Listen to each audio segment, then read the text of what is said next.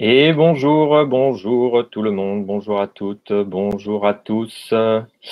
Bonjour, bonjour. Je suis Martin Lafitte, en charge des projets de développement des publics à l'Institut français de Paris. Bienvenue à tous. Et je suis Jean Carujo, donc chargé des projets numériques éducatifs. Donc, bienvenue sur ce 13e et dernier webinaire de cette série sur la réponse des alliances françaises et des instituts français à la crise sanitaire. Avec Martin, on vous accompagne depuis le 12 mars.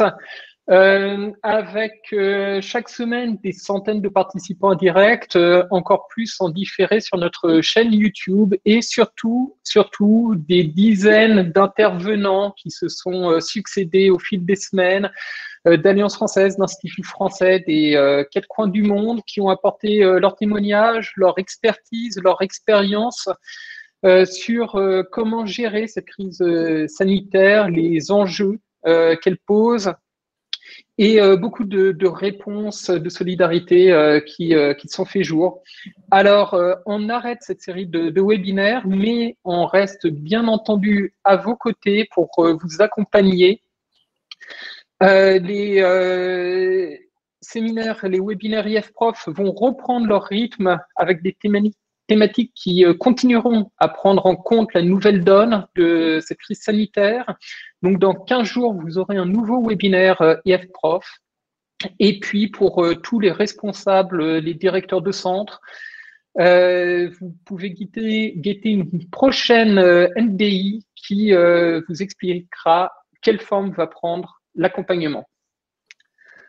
Alors, pour la thématique de cette semaine, Martin. Ouais, voilà, pour la thématique de cette semaine, donc on tenait vraiment, enfin moi aussi, de mon côté, vraiment, c'était un plaisir de vous accompagner toutes ces semaines et de pouvoir un petit peu apporter notre pierre à l'édifice pour répondre à cette satanée crise du Covid et comme le rappelait Jérôme, tous les problèmes que ça a pu poser à tout le monde sur le terrain pour les établissements, les centres de langue. Donc aujourd'hui, on voulait absolument aborder avec vous la question des certifications et des tests dans cette crise sanitaire. Et on sera vraiment, encore une fois, très, très bien accompagné avec des intervenants de très grande qualité aujourd'hui, car on va commencer avec un petit voyage du côté de la Tunisie, de l'Institut français de Tunisie, où nous allons retrouver Stéphane Davenet, le responsable du centre de langue. Bonjour Stéphane. Bonjour à tous et à tous. Qui est avec nous, accompagné aussi de Zoubeida Béchir, qui est la responsable des certifications et de la gestion centrale à l'Institut français de Tunisie, également avec nous aujourd'hui. Bonjour, bonjour. Bonjour tout le monde. Et alors ensuite, nous irons du côté du Kenya aujourd'hui, où nous retrouverons Sabrine Tebessi, qui est directrice adjointe de l'Alliance française de Nairobi et qui nous parlera des sessions de DFP, de diplôme de français professionnel. Bonjour Sabrine. Bonjour. Et nous irons, bonjour, et nous irons aussi du côté de l'Espagne avec Annette Maxime, responsable du Centre national des examens à l'Institut français d'Espagne. Bonjour Annette. Voilà, qui nous parlera du DELF et du DALF. Et donc aussi également un petit dispositif un peu exceptionnel aujourd'hui pour ce dernier webinaire de la série, car on sera également accompagné de nos amis et chers collègues d'abord de France Éducation Internationale avec Bruno Maigre qui sera présent avec vous aujourd'hui sur le chat et pour répondre à vos questions. Donc Bruno qui est le responsable du département évaluation et certification à France Éducation Internationale et qui est également accompagné de Romain Chrétien, le chargé de communication et de promotion à France Éducation Internationale et qui seront là voilà, avec vous sur le chat et pour répondre à vos questions vraiment direct à France Éducation Internationale au sujet du DELF, du DALF, du TCF et de tout ce qui a trait à ces tests et examens. Et nous serons également accompagnés de Alexandre Hall, directeur adjoint et responsable innovation pédagogique et partenariat pour le français des affaires de la Chambre de commerce et d'industrie de Paris-Île-de-France, qui sera également avec nous sur le chat pour répondre à vos questions en lien avec les examens et les tests proposés par la Chambre Chambre de commerce et le Français des affaires. Et également, il sera avec son collègue Romain Deveau, chef de projet internationaux au Français des affaires également, pour répondre à toutes vos questions. Voilà, donc désolé pour cette longue introduction, mais nous allons tout de suite rentrer dans le vif du sujet. Avec juste un petit tour de l'interface. Ah oui, c'est vrai. Avant. Donc, un petit tour rapide de l'interface. Tout d'abord, vous devriez avoir au-dessus de mon visage une petite cloche et vous pouvez cliquer dessus pour la barrer et ne pas avoir le son des notifications parce que vous êtes déjà plus de 300 dans le chat et qu'à chaque message, vous allez entendre un petit ping. Sinon, le chat, c'est sur la droite. C'est là où vous pouvez discuter entre vous, mais toutes les questions que vous souhaitez poser aux intervenants ou donc à nos confrères de FEI ou de la CCIP, posez-les dans l'onglet questions qui est à droite. Vous pouvez aussi, on vous invite à poser toutes les questions que vous le souhaiterez pour les collègues de Tunisie qui vont devoir nous quitter un petit peu plus tôt parce que vous allez le voir, ils sont dans une pleine session de TCF et donc très très occupés, mais ils nous ont fait la gentillesse de venir, de se libérer une grosse quinzaine de minutes pour apporter leur témoignage.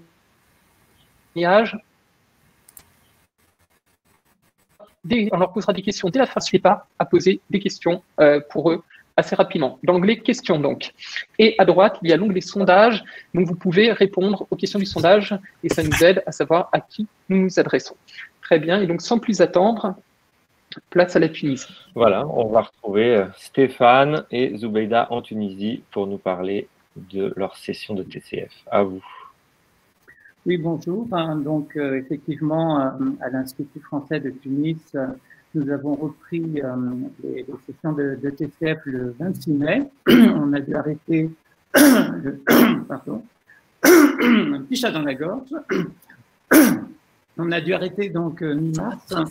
Et on a repris donc en présentiel.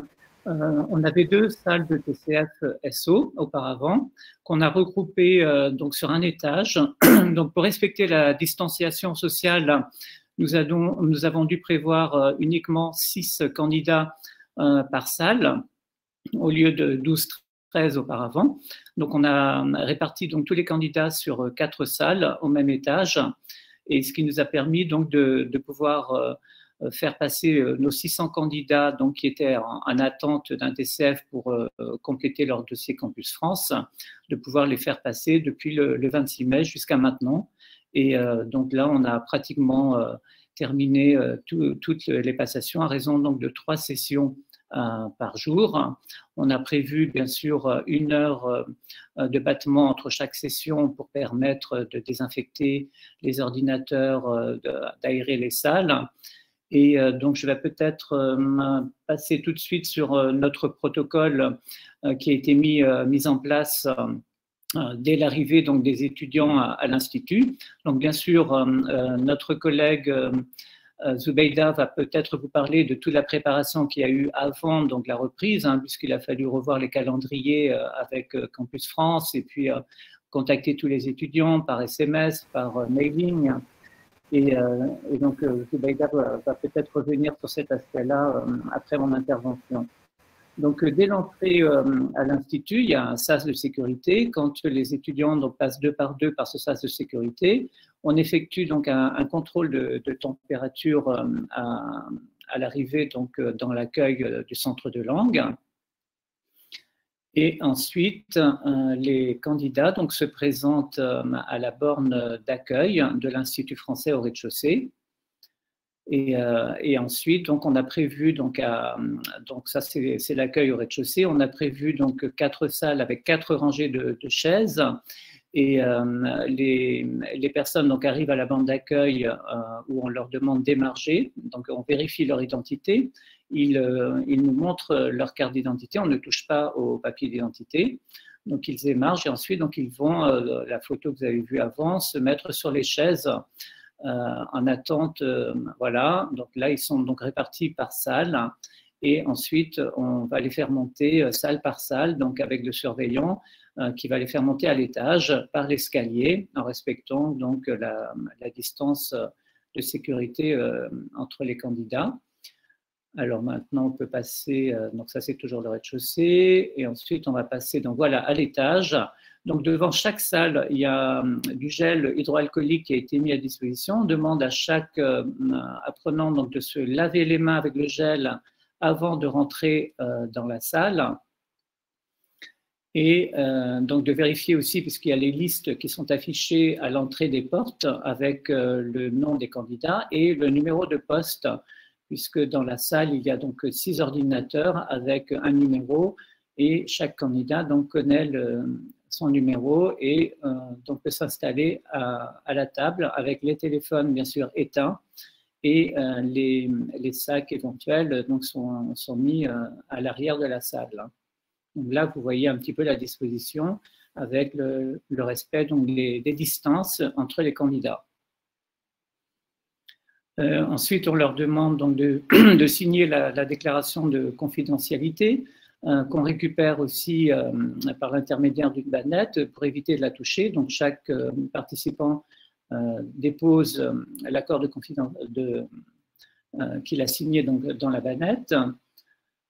Qu'est-ce qu'il y a ensuite? Donc, après la session, les candidats donc, sont invités à rester dans la salle puisque on leur remet une attestation, leur attestation tout de suite après la passation, donc le temps d'imprimer les attestations, et on vient leur remettre dans la salle leur attestation. On leur dit aussi de ne pas aller voir Campus, puisque Campus France est au rez-de-chaussée, donc dans le même bâtiment chez nous, et on leur dit que ce n'est pas la peine d'aller déposer leur attestation à Campus, puisque nous, on se charge d'envoyer une copie de leur attestation à Campus France. Qu'est-ce qu'il y avait encore? Donc, remise des attestations. Et voilà, en gros, ce qui se fait donc, au niveau de la passation donc, des TCF. Zoubaïda, je ne sais pas si tu veux ajouter quelque chose.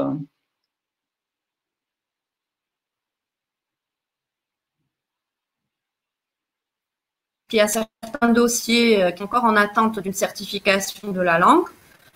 Nous avons aussi fait des reports de DELF, parce que nous avions une session de DELF prévue en mars. Et dans l'urgence, certains candidats ont préféré passer le TCF plutôt que la session de DELF du mois de juin pour être toujours dans les délais par rapport à leur démarche Campus France.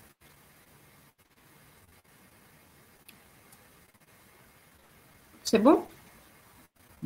Alors, aussi peut-être pour ajouter, on a aussi un pôle, deux pôles de l'Institut à Sfax et à Sousse qui font passer aussi des TCF. On a des salles de TCF sur ordinateur.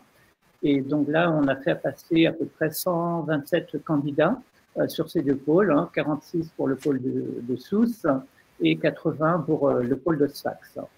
Et donc, il y a certains candidats aussi qui voulaient venir passer à Tunis, qui était plus proche de ces villes.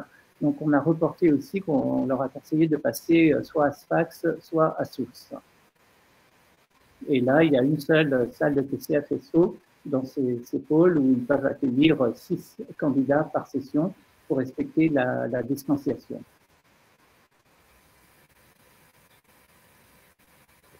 Donc, il y a des questions. Oui. Oui, il y a déjà donc quelques questions. Donc merci déjà pour cette présentation très intéressante parce qu'il y a énormément de sessions qui sont tenues actuellement à Tunis. Oui. Alors oui. Nous avons clôturé hier une session de 532 candidats répartis entre le 26 mai et le 3 juin hier. Nous avons fait exprès de commander une session sur plusieurs jours d'affilée et pas comme on le faisait avant, une session par jour. Pourquoi? Parce que ça nous permettait de reporter des candidats sur tel ou tel jour parce qu'ils ne pouvaient pas se déplacer venant de loin, qu'il n'y avait pas les autorisations de circulation, qu'il n'y avait pas encore les transports en commun. Enfin, on a tout fait pour arranger les candidats, même si c'était plus difficile pour nous à gérer et pour FEI également à gérer. Sans compter les reports que nous avons fait sur Sousse ou sur d'autres pôles pour leur faciliter justement leur déplacement. Ouais, 532 candidats, c'est une énorme logistique. Alors, on comprend là en quelques jours, avec une flexibilité, ça doit vous demander beaucoup plus de temps qu'une session normale. Est-ce qu'il y a eu du renfort en personnel, à la fois du côté administratif, mais également du côté de la passation, de l'accueil des candidats, etc. Alors, oui, vas-y Stéphane, vas-y. Non, vas-y, c'est bon. Alors, je voudrais préciser que ce travail a été fait bien en amont. Depuis, je dirais, début avril, nous avons fait plein de simulations de reprise, toujours dans le doute. Il faut savoir aussi qu'il y avait les jours fériés à respecter en Tunisie. Il fallait aussi s'éloigner des jours de l'Aïd, du Ramadan, etc. Et nous en sommes arrivés à la dernière simulation, c'est-à-dire qui commençait à partir du 26 mai. Et de là, nous avons mis en place un dispositif, tant sur le plan administratif, le plan de surveillance. Nous avons fait appel à toute l'équipe du CDL. Sachez aussi que nous avons repris progressivement par brigade. Donc, il y a des jours, il y a la brigade A qui travaille les lundis, mercredis et vendredis. D'autres, c'est la brigade B. Donc, il y a eu un grand travail de communication à faire entre les deux brigades afin d'assurer le bon suivi de toutes ces passations de TCF. Parce qu'il ne faut pas oublier que tous les jours, moi, personnellement, je recevais une 50aine de mails pour des reports. Madame, je ne peux pas assister aujourd'hui à midi. Est-ce que je peux revenir demain à 14h? Nanana. Ça, c'était le plus difficile à gérer. Ça demandait beaucoup d'heures de travail, même tard le soir, mais c'était nécessaire. Et je voudrais préciser aussi que nous avons été fortement appuyés et soutenus par FEI, vraiment, qui ont été d'une rapidité, d'une efficacité exemplaire. Merci beaucoup. Est-ce que vous avez du coup investi dans du matériel informatique supplémentaire pour ces passations? Non, on a repris en fait, les ordinateurs des deux salles dédiées où on avait 26 postes et qu'on a répartis donc, dans les 4 salles. Donc, on n'a pas eu à acheter de nouveaux matériels informatiques. Hein. Le seul investissement qu'il y a eu, c'était en gel hydroalcoolique, les masques, les thermomètres. Et des câbles. Voilà, c'est tout. Hein. D'accord. Comment est-ce que vous désinfectez les casques, les mousses entre les passations? Donc ça, c'est les femmes de ménage qui viennent aussi pour l'équipe de ménage, donc qui vient, qui nettoie donc pas seulement les casques, les claviers et les souris, mais aussi les portes, les chaises et les tables. D'accord. Nous leur avons donné un produit spécial pour matériel informatique. Ça a été délivré par le secrétaire général de l'Institut français de Tunisie. D'accord. Sans oublier que nous aérons les salles avant chaque passation. À la fin de chaque passation, nous laissons les fenêtres ouvertes pour aérer les salles. Et le port du masque est obligatoire. Et ceci a été précisé dans un SMS envoyé à tout le monde. C'est-à-dire que nous leur avons demandé de ramener leur stylo également et le port du masque obligatoire pour tout le monde. Évidemment, nous avons prévu des masques à l'accueil de l'IFT si jamais il y en avait il y avait un candidat qui avait oublié de ramener son masque. Mais jusqu'à hier, cette consigne a été totalement respectée. D'accord. Merci beaucoup. Alors, je pense qu'on a fait le tour des questions qui ont été posées là sur… Très bien, ouais. Sur ça, c'était félicitations parce que vraiment chapeau bas, faire passer 532 candidats en quelques jours avec toute cette logistique, on a compris en interne, avec des équipes qui ne sont pas forcément de manière simultanée dans les locaux. Des mails, enfin une quantité impressionnante de mails d'urgence à gérer, de déplacements et que vous faites pour pouvoir assurer ces sessions pour tous ces candidats. Bravo, bravo à vous. Merci. Ouais, c'est vraiment Merci très beaucoup. impressionnant. Merci beaucoup. Ouais. Merci beaucoup. Et donc, bon courage pour vos prochaines sessions qui vont s'enchaîner, là, j'imagine. Oui, on en a jusqu'à fin juin, même juillet pour certains reports. Donc, on continue. Hein. C'est ça. Bah, bon courage à Et vous. nous en avons de tout cas. nouvelles inscriptions. Donc, c'est tout à fait possible hein, pour ceux qui se posaient des questions sur la faisabilité, même dans cette crise sanitaire, c'est tout à fait possible d'organiser même des très grosses sessions de TCF. Donc, encore merci à vous d'avoir partagé votre expérience avec nous. Alors, je précise quand même qu'on n'avait pas de cours pendant ce temps-là. Hein, donc, les salles étaient libres aussi. Hein, donc, c'est ce qui a facilité aussi. Voilà, bah, c'était une des questions justement, si les cours avaient repris en présentiel. Donc, ce n'est pas encore. Donc, les cours en présentiel vont reprendre en juillet. Donc là, on avait gardé justement tout le mois de juin pour pouvoir terminer les TCF dans de bonnes conditions. Donc, il n'y avait pas de cours en présentiel pendant les passations. D'accord, bah, c'est une précision importante. Merci beaucoup Stéphane et bon courage pour la suite alors. Merci. Oui, parce que les sessions continuent aujourd'hui, c'est ça? Oui, tout à fait. Et donc, un grand merci d'avoir pris le temps de présenter votre témoignage. Merci beaucoup. Plaisir. Hein. Allez, merci, au revoir. À bientôt. Et donc, tout de suite, nous allons pouvoir rejoindre Sabrine, alors à Nairobi, au Kenya. Est-ce que tu es toujours avec nous, Sabrine? Oui. Oui, magnifique. Alors, attends, il faut juste allumer ta caméra et on te verra. C'est magnifique. Parfait. Voilà. Et donc, voilà. Donc, on va te laisser la parole donc, pour nous expliquer un petit peu la situation chez toi et parler peut-être plus précisément de tout ce qui a trait aux certifications professionnelles. Merci beaucoup. Merci. Alors, en effet, au Kenya, on a une situation sanitaire qui est assez similaire à celle des pays voisins. On en est qu'aux prémices de la reprise. Hein, donc, je vais vous présenter un petit peu l'état des lieux, d'où on vient et vers où on va, même si c'est encore un peu incertain. Alors, globalement, depuis mi-mars, nos établissements sont fermés. On a à peu près 2000 cas de Covid testés positifs au Kenya, donc ce qui est assez faible relativement à d'autres pays, mais donc toujours un couvre-feu en vigueur et puis des écoles, des universités fermées. Voilà, les rassemblements sont interdits. À l'Alliance française de Nairobi, donc pas de cours, pas d'examen non plus. Vous voyez nos chiffres, hein, on est à Nairobi, l'alliance principale au Kenya, mais on a également une annexe à Eldoret. Et puis, il y a une autre alliance au Kenya qui se situe à Mombasa et qui propose du DELF. Voilà, principalement du DELF. En termes de chiffres, on était sur une belle lancée, donc qui a été freinée malheureusement avec la crise. Au niveau du DELF, on avait ouvert un nouveau centre de passation en 2019. Et puis au niveau du DFP, du TCF et du TEF, on avait commencé en 2019 aussi les versions numériques sur ordinateur. Et puis pour le DFP, depuis 2018, à l'implanter avec le soutien de l'ambassade de France. Voilà donc un petit peu à quoi ressemble notre brochure et notre gamme d'examens.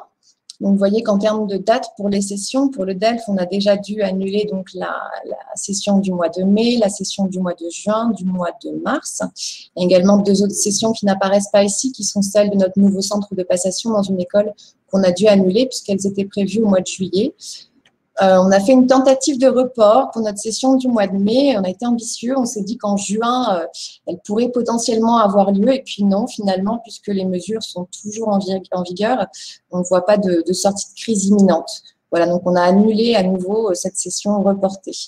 Ce qui nous amène donc au DFP, au TCF et au TEF, puisque ce sont les seules certifications qu'on peut proposer de manière extrêmement flexible. Déjà, en temps normal, on réalise des sessions sur demande. Et puis, comme l'examen est principalement sur ordinateur, on peut se permettre de déclarer des sessions avec 2 semaines d'anticipation. Donc, c'est beaucoup plus cher pour nos étudiants, pour le public en général. Vous voyez les tarifs au-dessus. Le DFP, le TCF et le TEF sont beaucoup plus chers que le DELF. Et puis, on est sur une politique vraiment de développement et de lancement sur le DFP, ce qui demande un petit peu plus de travail sur la communication. C'est pour ça que dans l'immédiat, on a mis en place un protocole pour respecter les mesures sanitaires, bien sûr. Et puis, on a commencé à planifier les sessions, surtout pour nos candidats déjà inscrits. dans la mesure où on était en fin de formation, notamment avec des partenaires professionnels, des entreprises, et il s'agissait de surtout pas perdre les acquis de formation, les connaissances relatives à leur niveau de français, et puis d'éviter des remboursements aussi potentiels pour ces inscriptions qui étaient déjà prévues avant la crise. Voilà, tout en essayant de ne pas gâcher l'investissement, aussi bien financier que voilà, les efforts des étudiants dans ces formations. Donc, la priorité pour nous, là, c'est de planifier les sessions donc, pour ces candidats qui ont fini leur formation, qui avaient déjà payé leurs inscriptions. Et puis, on communique déjà aussi pour essayer d'avoir de nouvelles inscriptions. Alors, en priorité vers notre public habituel, nos étudiants de l'Alliance française et puis les étudiants qui prennent des cours à travers leurs entreprises, avec l'Alliance française également. Donc, en essayant d'inclure systématiquement des inscriptions au DFP dans nos contrats de formation. Et puis, de former nos professeurs qui ne sont pas encore habilités. Donc, l'habilitation est 100% en ligne pour le DFP, ce qui facilite beaucoup les choses, surtout en ce moment. Voilà, donc on va inscrire quelques professeurs dans les semaines à venir pour cette habilitation, pour qu'ils puissent eux-mêmes former au mieux leurs étudiants. Voilà, et puis on prévoit avec l'ambassade de France à nouveau des collaborations pour de la subvention sur des inscriptions au DFP. Voilà, avec une relative sérénité puisqu'on sait que ces examens, on peut dès à présent les organiser. Voilà, donc on essaie de mettre en place ce protocole, de planifier. Donc évidemment, on va restreindre le nombre de candidats, ce qui est aussi possible avec le DFP, le TCF ou le TEF. On peut avoir des épreuves collectives qui se suivent d'un jour sur l'autre. Donc là, on en prévoit 4 maximum en simultané pour ces épreuves collectives. Donc 4 candidats par jour finalement, puisque ces mêmes candidats ensuite évidemment feront leur oral et puis les autres candidats suivront le jour suivant, feront leurs examens le jour suivant, de manière à ce qu'on ait le temps de nettoyer les espaces, de désinfecter. On va restreindre évidemment aussi le nombre d'agents mobilisés. Alors en général, on a beaucoup de monde, surtout pour le DFP qui est vraiment dans une phase de lancement. Donc on avait l'habitude d'offrir des petits snacks avant l'examen, de vraiment prendre le temps de les accueillir, de revoir le déroulé des épreuves avec eux, répondre aux questions, etc. Bon, tout ça va être radicalement réduit avec simplement le jour de l'examen, le responsable de la session qui fera aussi office de surveillant, de réceptionniste et puis un examinateur pour l'oral. Voilà, on va essayer aussi de restreindre au maximum les espaces utilisés et la circulation dans le bâtiment qui fait 5 étages en Nairobi. Donc les épreuves collectives vont se dérouler dans la salle informatique, comme d'habitude, en fait, à la médiathèque, sauf que là, on mettra bien un étudiant, enfin, on essaiera de décaler les étudiants pour qu'ils ne soient pas côte à côte. Et puis, on est dans une verrière, ce qui permettra aux surveillants éventuellement aussi de se placer à l'extérieur, tout en ayant un œil sur ce qui se passe dans la salle. Voilà, la salle aussi sera aérée avant et après les sessions. Et puis les équipements désinfectés au maximum. Donc, cette salle se situe au premier étage et le circuit que l'étudiant va prendre pour s'y rendre est fléché de manière à ce qu'il n'y ait pas plus d'espace à désinfecter à l'Alliance française. Voilà un exemple de message envoyé aux étudiants.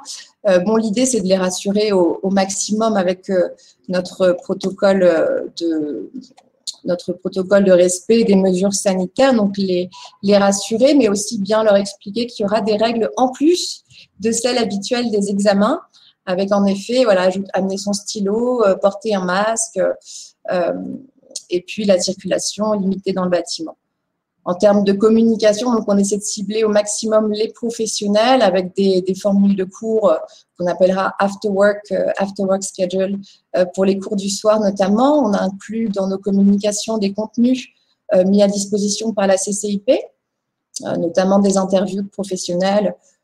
Voilà, donc on diffuse ça sur nos réseaux sociaux, sur la newsletter, et puis notre foire aux questions qui existe depuis le début de la crise a également été mise à jour sur notre site web, de manière à inclure cette nouvelle possibilité à laquelle on n'avait pas pensé dans l'immédiat, hein, c'est très très récent. Donc voilà, évidemment, on ne voit pas très très bien ici, vous pouvez la retrouver sur le site web de l'Alliance.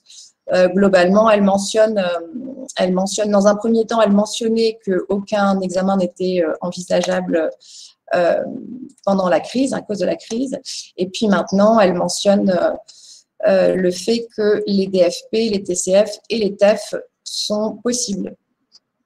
Voilà. J'en ai fini de ma présentation.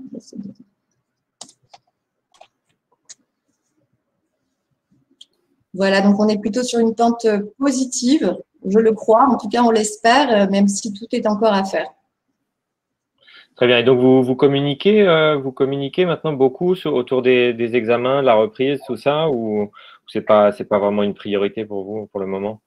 Si, c'est extrêmement important puisque, voilà, avec toutes les sessions d'ELF déjà annulées et les sessions d'ELF à venir qui n'ont aucune assurance sur le fait qu'elles auront vraiment lieu, c'est un peu notre seule carte à jouer dans l'immédiat, le DFP surtout, puisque c'est ce qui va ressembler le plus au DELF. Donc, on essaie de communiquer au maximum, voilà, à travers les réseaux sociaux, la newsletter, le site web et puis à travers les professeurs eux-mêmes ou les responsables de formation à qui on a affaire pour les cours en entreprise. Très bien, super. Alors, on va de toute façon là, aller repartir en Espagne du coup, et puis on reste avec toi de toute manière pour tout à l'heure te poser d'autres questions autour des diplômes de français professionnel à ce moment-là. OK? Ça marche. Merci. On se retrouve tout à l'heure. Super. Alors, j'accueille de nouveau Annette. Rebonjour Annette. Bonjour à tous à nouveau. Voilà, et donc vous êtes en Espagne, à Madrid, et donc on va lancer la présentation de tout ce que vous avez fait autour du DELF et du DALF pendant cette crise. À vous. Alors, avant de vous présenter les mesures, nous avons pris 3 grandes mesures. Donc, avant de vous présenter les mesures, je vais très brièvement vous présenter le dispositif DELF en Espagne, qui est un gros dispositif, puisque nous avons 33 centres d'examen, les 5 instituts français, les 20 alliances françaises, et dans les régions où il n'y avait ni institut français ni alliance française, nous avons ouvert des centres d'examen dans les universités publiques espagnoles. 16 établissements scolaires français ont intégré le dispositif CIEP, AEFE et MELEF, et donc proposent le DELF et le DALF à leurs propres élèves. Nous avons atteint 36 000 candidats en 2019, ce qui place l'Espagne au 4e rang mondial en nombre de candidats, et nous avons 1200 examinateurs correcteurs. Alors, il faut savoir que l'Espagne est un pays décentralisé et qui est composé de 17 communautés autonomes qui ont toute latitude en matière d'éducation. Et nous avons signé 10 conventions d'ELF scolaires avec donc, les autorités éducatives de 10 communautés autonomes. Donc, la première mesure, bien sûr, comme dans tous les pays touchés par la pandémie, eh bien, ça a été les reports de session. Et j'insiste sur ce mot report parce que nous avons toujours évité de parler d'annulation. Il s'agit bien de report, on n'annule pas, on reporte les sessions. Et la caractéristique, si vous voulez, de ces reports, on a voulu présenter, donner une amplitude de choix. Une amplitude de choix dans le calendrier, puisque pour toutes les sessions scolaires juniors tout public, nous proposons 3 sessions report en septembre, octobre, novembre 2020, pour le DELF Prime en décembre 2020. Et nous avons aussi voulu donner une amplitude horaire, c'est-à-dire en septembre, les horaires du matin, en octobre, l'après-midi, en novembre, le samedi. Et pour tous les candidats, enfin les établissements ou les communautés autonomes qui ne pourraient pas, ne voudraient pas ces sessions de la rentrée, eh bien nous avons mis en place en fait un système d'avoir à dépenser par le candidat à la session de son choix entre septembre 2020 et juin 2021 dans tout centre d'examen en Espagne. Pour le DELF Prime, eh bien, ce sera entre décembre 2020 et juin 2021. Alors, bien sûr, vous pouvez comprendre que cette souplesse, bien sûr, était pour éviter de perdre des candidats en chemin et d'éviter les remboursements. Et pour la communication de ces reports, eh bien, sous le pilotage de l'attaché de coopération éducative, la gestion centrale où travaillent 2 personnes et les ACPF, les attachés de coopération pour le français, au nombre de 3 en Espagne, eh bien, nous avons informé, accompagné les communautés autonomes qui ont donc signé les conventions d'aide scolaire afin qu'elles puissent se positionner sur une session report. Et ces communautés ont à leur tour fait un communiqué officiel aux établissements scolaires impliqués.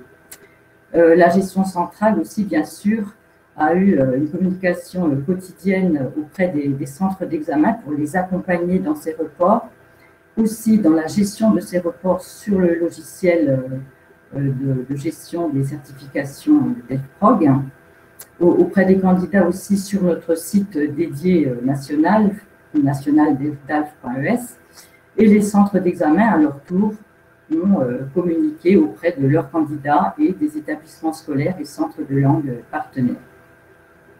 Alors, je tiens ici à remercier, comme l'ont fait mes collègues, France Éducation Internationale, car ces reports ont été possibles grâce à leur réactivité, leur soutien, leur aide.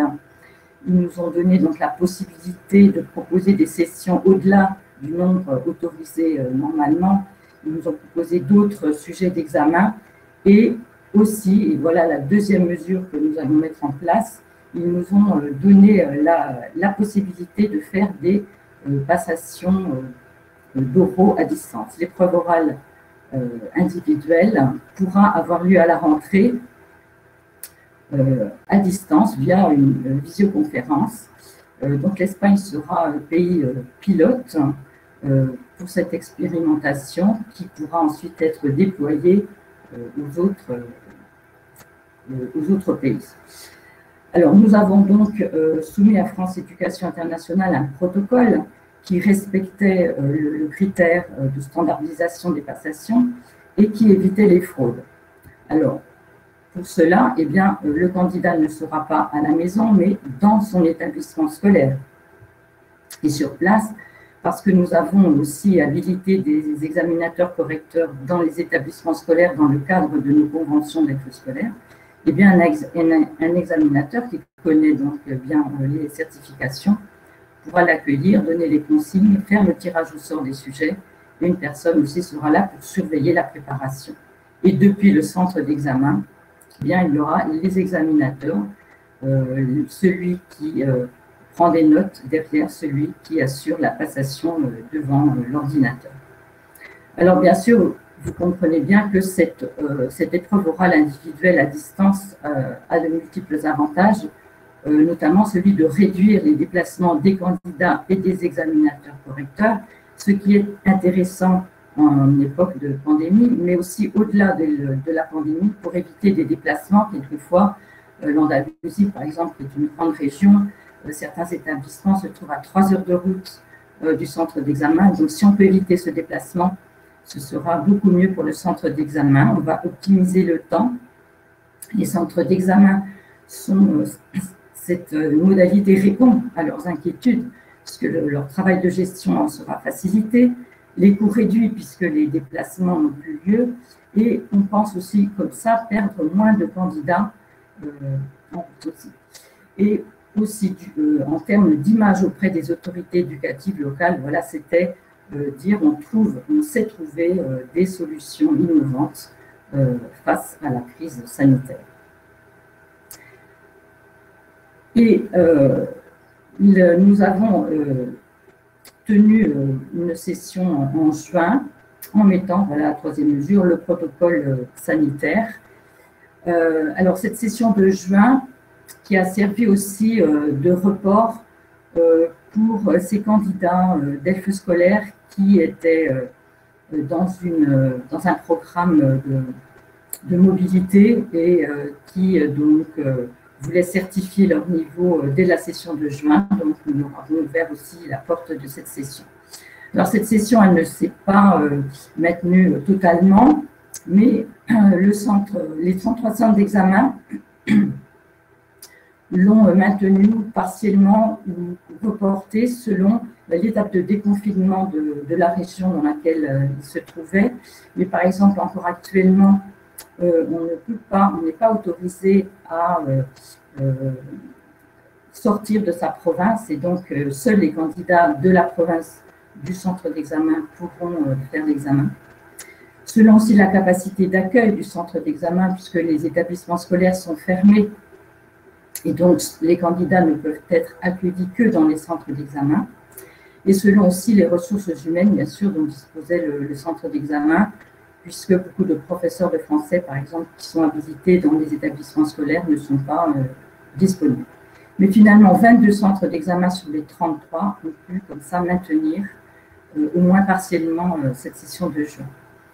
Alors, bien sûr, en appliquant un protocole sanitaire. Alors, je ne vais pas insister puisque c'est en partie ce que mes collègues vous ont déjà expliqué, mais peut-être juste donner quelques particularités sur les passations du Delta. Bien sûr, on ne peut pas faire un oral avec un masque. Donc, il faut mettre en place un écran plexiglas. Hein, ça, c'est une image que j'ai prise dans le protocole de France Éducation Internationale, car nous avons soumis un protocole à nos centres d'examen que nous avons ensuite complété avec celui de France Éducation Internationale. Pour pouvoir désinfecter à chaque passage de candidat, eh bien, nous avons recommandé d'espacer les convocations des candidats ou alors d'aménager des passations, deux salles de passation, et on fait passer dans une salle pendant qu'on désinfecte l'autre salle. Nous avons multiplié aussi les sujets du candidat, puisque tout document touché par le candidat doit être mis dans un sac et ensuite jeté à la poubelle. Ou alors certains centres d'examen ont suivi la suggestion de France Éducation Internationale qui consistait à plastifier les sujets tirés au sort, ou même l'argent, par exemple, qu'on utilise dans le cadre du DEF A1, parce que comme ça, les sujets plastifiés peuvent être désinfectés. Pour les écrits, eh bien, pour éviter les attroupements des candidats, faciliter la fluidité des flux de candidats dans les couloirs à l'entrée et à la sortie des épreuves, nous avons recommandé de n'habiliter qu'une salle sur deux, ou alors de décaler un petit peu dans le temps les convocations ou les entrées dans les salles de passation.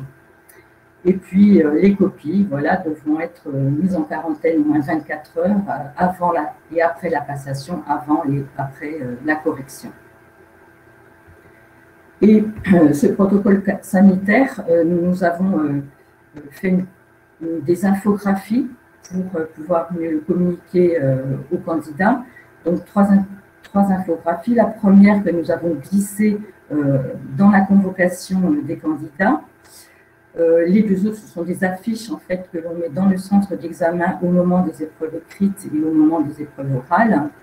Donc, vous voyez par exemple que dans la première infographie qui est envoyée avec la convocation, eh bien, on demande au candidat non seulement de venir avec sa pièce d'identité, son propre stylo et son masque, mais aussi sa bouteille d'eau puisque les cafétérias sont fermées et les distributeurs sont éteints. Nous l'invitons à venir sans son sac. Mais s'il venait avec un sac, eh bien, regardez sur l'affiche des épreuves écrites, nous lui demandons exceptionnellement de mettre son sac sous sa chaise et non pas au pied du tableau comme on doit le faire d'habitude. Nous lui demandons de venir seul et s'il est mineur, de venir accompagné d'un seul adulte qui ne pourra pas rentrer dans le centre d'examen. Et bien sûr, comme mes collègues l'ont dit, maintenir les distances, laver les mains au gel avant de rentrer. Et il y aura du gel aussi dans toutes les salles de passation. Et vous voyez que pour les épreuves écrites et orales, hein, eh bien aussi on signale aux candidats qu'ils ne pourront pas rentrer dans les toilettes. Un seul candidat à chaque fois pour rentrer dans les toilettes. Et il devra sortir dès qu'il aura terminé sa passation. Voilà, donc il ne me reste plus qu'à remercier toute l'équipe de coopération éducative, car toutes ces mesures, c'est vraiment le travail d'une équipe. Nous avons vraiment travaillé de manière quotidienne ensemble. Je remercie à nouveau France Éducation Internationale pour leur soutien et je vous remercie tous pour votre écoute. Voilà, si vous avez des questions. Merci beaucoup. Ouais, merci beaucoup, Annette, pour cette présentation qui était très appréciée. Peut-être que Sabrine peut revenir également et comme ça nous pourrons traiter les questions et vous pourrez apporter ce qui se fait au Kenya, ce qui se fait en Espagne. Alors, il y avait une question sur comment est-ce qu'on vérifie les sujets après l'examen écrit sans les toucher. Il faut juste les mettre en 24 heures au repos dans une armoire fermée à clé et ensuite le correcteur pourra corriger. Enfin, il peut prendre des gants s'il le veut. On lui demandera de se laver les mains avant la correction.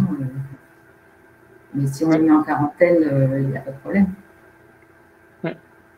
Même chose pour Sabine? Oui, bah, nous, on n'envisage pas du DELF dans l'immédiat. Donc, nous, c'est en rapport plutôt à l'interdiction des rassemblements. On ne peut pas, dans l'immédiat, avoir une quinzaine de personnes dans la même pièce. Et donc, le DELF, avec tout ce que ça implique comme logistique, pour 5 candidats, c'est compliqué. Donc, on n'a pas ce problème, en fait, avec le DFP, le TCF et le TEF, qui sont sur ordinateur complètement et sur tablette. On a plutôt la question de la désinfection, de l'équipement technique, qui est un petit peu compliqué, mais pas des sujets en soi. D'accord.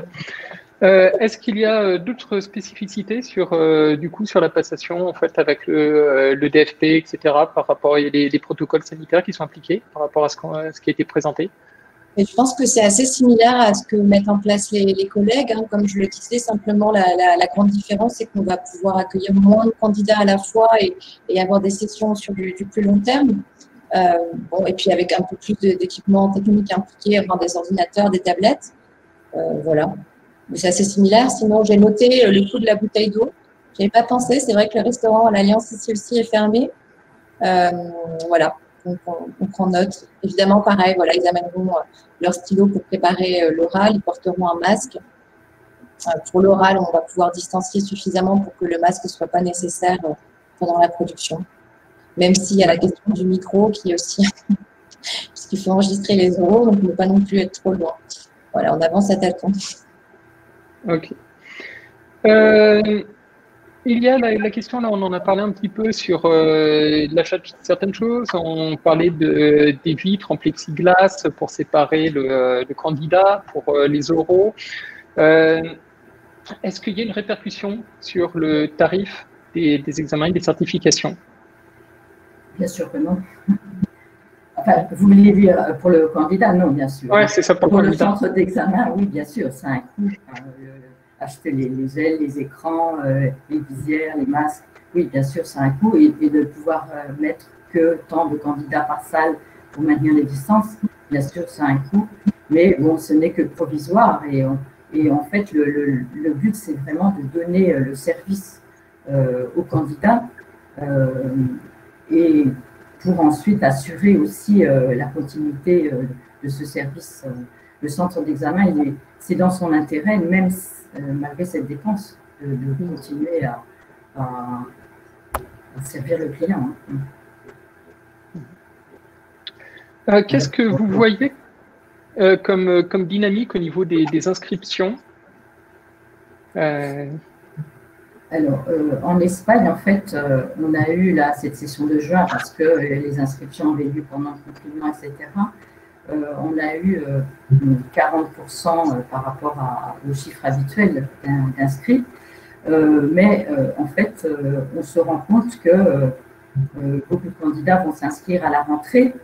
En fait, l'Espagne est un pays demandeur de certification et moi, je suis très confiante et je pense que petit à petit, tout va se remettre en place. Et de toute façon, les candidats qui n'auront pas pu passer un examen pendant cette période de confinement, tôt ou tard, ils vont vouloir certifier leur niveau. Alors, ils vont peut-être passer directement au niveau B1 et pas se certifier le niveau A2 parce qu'ils auront continué leur apprentissage du français. Mais tôt ou tard, ils vont vouloir et devoir certifier leur niveau. Donc, moi, je suis très confiante. D'accord. Sabrine? Eh bien, au Kenya, on commence tout juste à mettre en place cette reprise, donc je ne peux pas du tout encore prendre du recul sur les inscriptions. Ce qui est sûr, c'est que le DFP, on l'a implanté seulement en 2018, hein, donc il est très méconnu encore. Donc, il y a un redoublement d'efforts à faire. Heureusement, l'ambassade aussi nous soutient et va pouvoir subventionner quelques inscriptions, va nous aider à communiquer davantage avec des goodies, etc. Les gens connaissent et sont beaucoup plus appropriés le DELF. Donc là, il s'agit d'essayer de les convaincre parce que pour le coup, le tarif est beaucoup plus élevé avec le DFP, même si évidemment, on ne va pas augmenter les tarifs non plus, hein, même si ça génère plus de dépenses pour la préparation et pour la logistique. Voilà, donc ce qui est sûr, c'est qu'en tout cas, avec nos entreprises, le cours pour les entreprises, on a réussi récemment à les convaincre de l'intérêt du DFP et à inclure ces examens dans le contrat de formation. Voilà, mais on n'aspire pas encore à des candidats libres. C'était déjà le cas en dehors de la crise du Covid. Maintenant, il s'agit de convaincre nos étudiants qui sont habitués au DELF. D'accord. Je pourrais rajouter au niveau des inscriptions, par exemple, je n'ai pas encore toutes les données, évidemment, des reports, etc. Mais par exemple, en Catalogne, qui est la première région DELF scolaire, le taux de remboursement ne se lève qu'à, pour l'instant, 8% de demande de remboursement. Donc, vous voyez quand même un intérêt de maintenir cette session. Et ça, c'est grâce aussi au travail d'accompagnement des communautés autonomes et des établissements scolaires qui étaient faits par les ACPF et la gestion centrale. D'accord. Alors, Annette, vous aviez parlé de la passation de la production orale en ligne. Donc, c'est, on a bien compris, un projet pilote mené en Espagne pour septembre.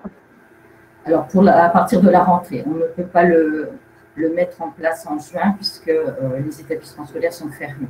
Donc, on ne peut le mettre en place qu'à partir de la rentrée.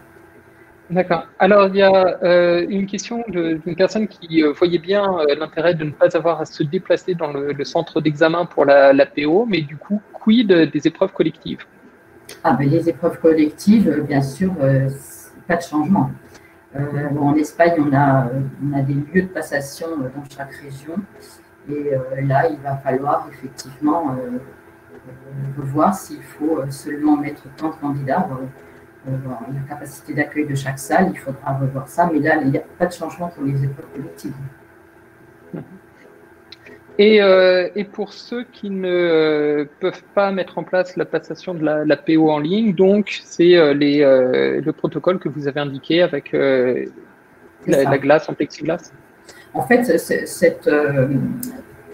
cette production orale en ligne, elle ne va pas être forcément appliquée pour tous les établissements. À chaque centre d'examen, de voir selon son organisation, selon l'éloignement des établissements, de voir ce qu'il fait en présentiel comme d'habitude, hein, enfin, en tout cas en appliquant le protocole sanitaire, ou alors à distance. À chacun de voir, c'est vraiment là encore une souplesse hein, qui peut rassurer aussi les centres d'examen, qui au départ vont peut-être vouloir essayer avec quelques cas en mois de septembre, et ensuite augmenter peut-être le nombre de passations à distance si tout se passe bien en septembre sur les sessions suivantes. D'accord. Sabrine, vous avez parlé aussi de l'accompagnement de la CCI par Île-de-France. Donc, ça s'est traduit comment? Pour la reprise des DFP? Oui.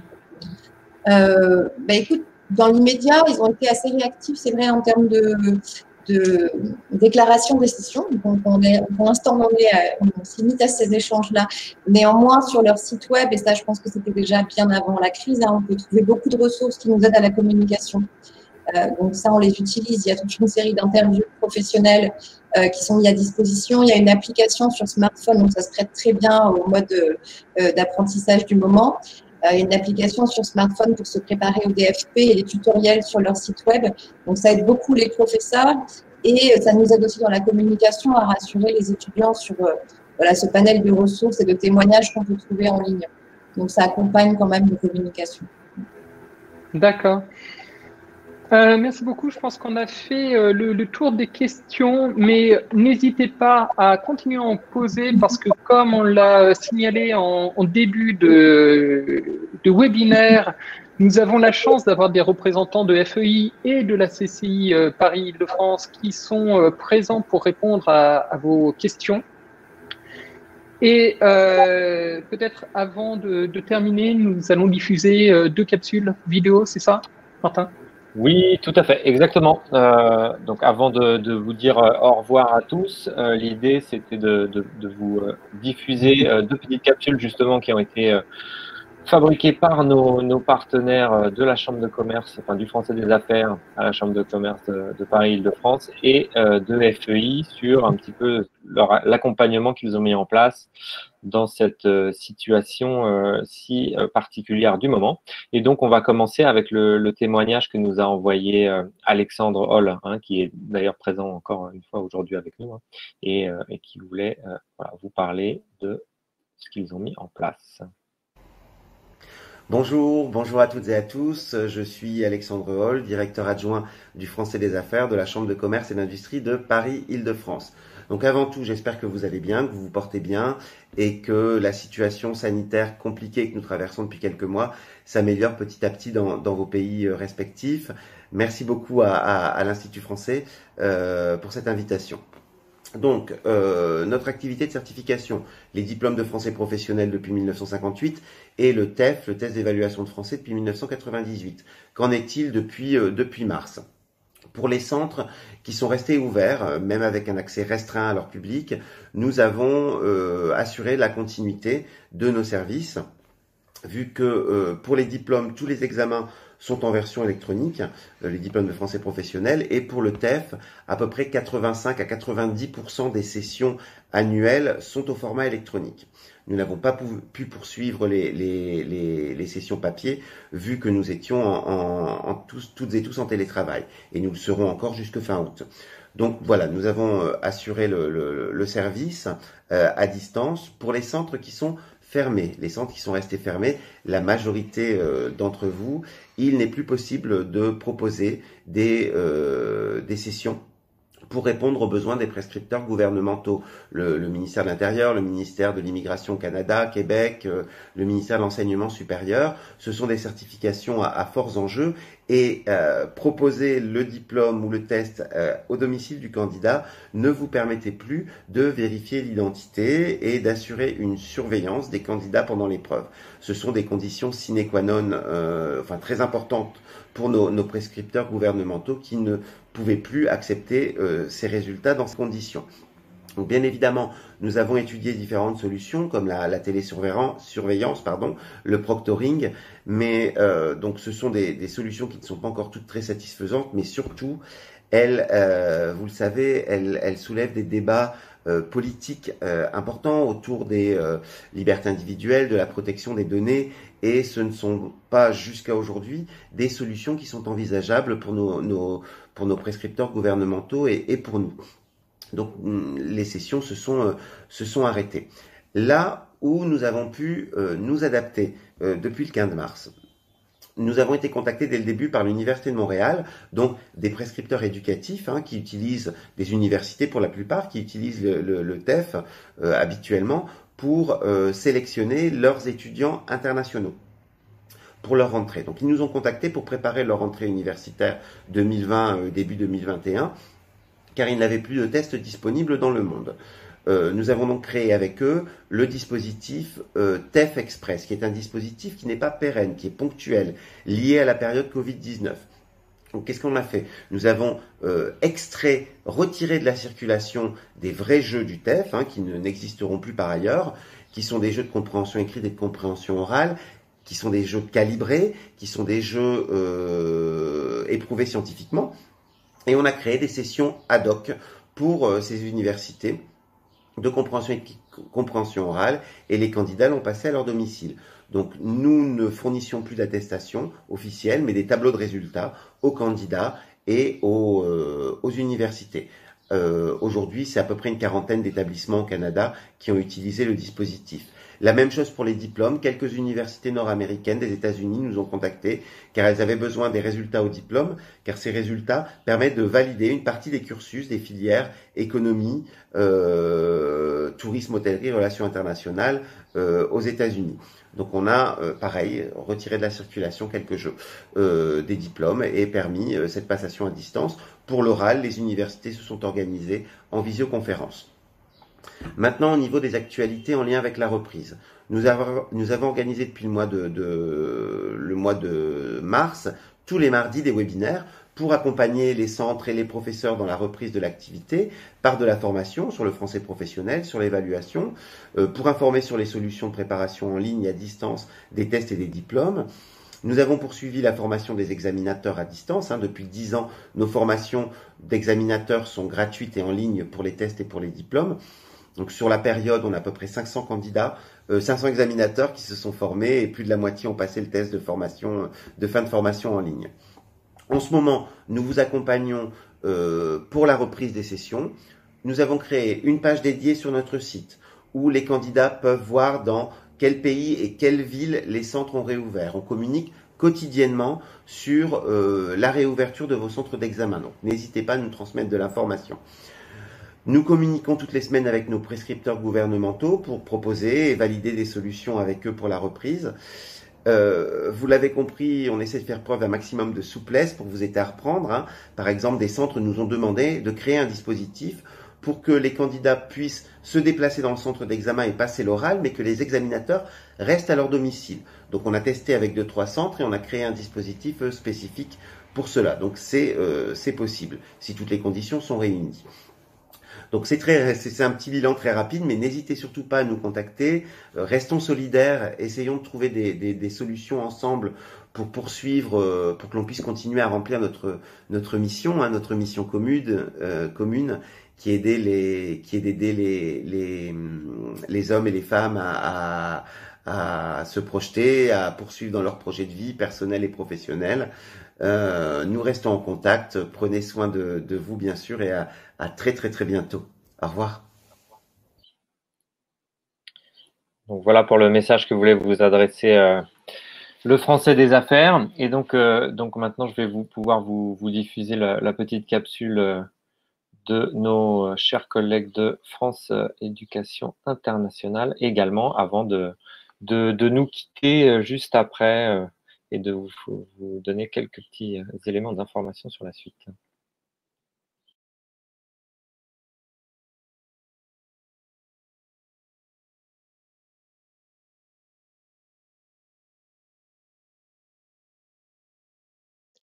France Éducation Internationale, le nouveau nom du Centre international d'études pédagogiques, est l'opérateur du ministère de l'Éducation nationale et de la jeunesse pour les certifications officielles de langue française, les diplômes DILF, DELF, DALF et les tests TCF. Dès le début de la généralisation du confinement en France et dans de nombreux pays au travers le monde, les services du département évaluation et certification de France Éducation Internationale se sont mobilisés pour rester actifs. Les sessions DELF-DALF ou TCF continuaient dans certaines régions géographiques pendant que les centres qui fermaient petit à petit interrogeaient sur les sessions à annuler ou à reporter. Les équipes ont très vite réagi pour apporter plusieurs solutions aux centres agréés. Les calendriers ont été assouplis pour multiplier les sessions. L'habilitation des examinateurs correcteurs a été prolongée. Des solutions techniques ont été offertes pour reporter aisément les inscriptions. Des outils pour réfléchir à une stratégie à mettre en œuvre à la réouverture ont été diffusés. Des supports de promotion ont été créés pour accompagner les centres dans leur plan de communication. Toutes les solutions ont été étudiées en partenariat avec les ministères de l'Éducation nationale, des Affaires étrangères, de l'Intérieur et de l'Enseignement supérieur. Le déconfinement a débuté en France comme dans d'autres pays. Les sessions notamment du TCF sur ordinateur reprennent. À France Éducation Internationale, l'analyse de la situation continue. Actuellement, des expérimentations sont menées pour faciliter la passation des épreuves dans le respect des normes sanitaires. Les résultats pourront permettre de valider de nouvelles modalités à mettre en place en temps de crise comme en temps normal. Si aujourd'hui il n'existe pas encore de certification de français réalisable à distance, par exemple depuis le domicile du candidat, comme c'est le cas pour des tests diagnostiques de positionnement non certifiants, tests non reconnus par les tutelles et les administrations, des études sont en cours pour offrir à l'avenir des passations plus souples et adaptées aux contraintes de la société du XXIe siècle. Nous devons toutefois veiller à garantir une sécurité de passation maximale afin de lutter contre les fraudes et contre le vol de sujets. La légitimité de ces certifications officielles ainsi que l'intégrité des centres d'examen et de notre établissement sont en jeu.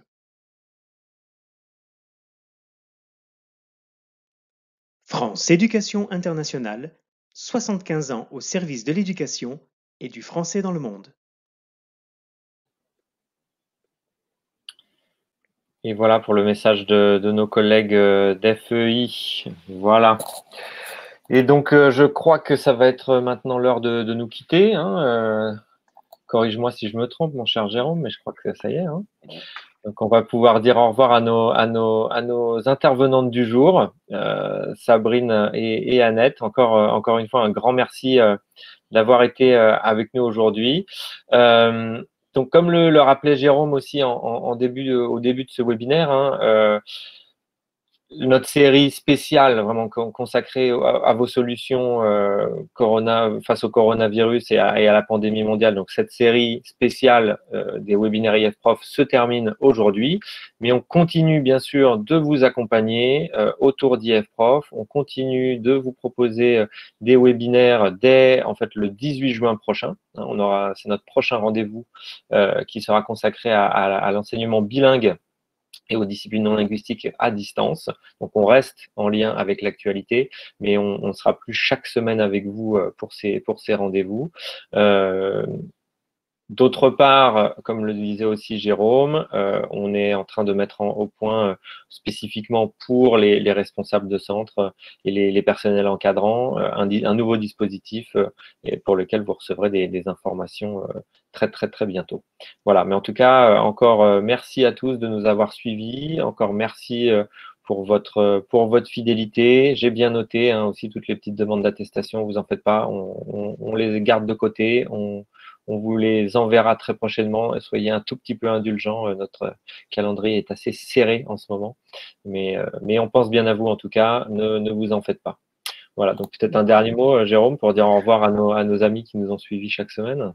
Oui, bah merci à vous tous. C'était 13 semaines intenses, mais vraiment riches. C'est riche de belles rencontres, de partages.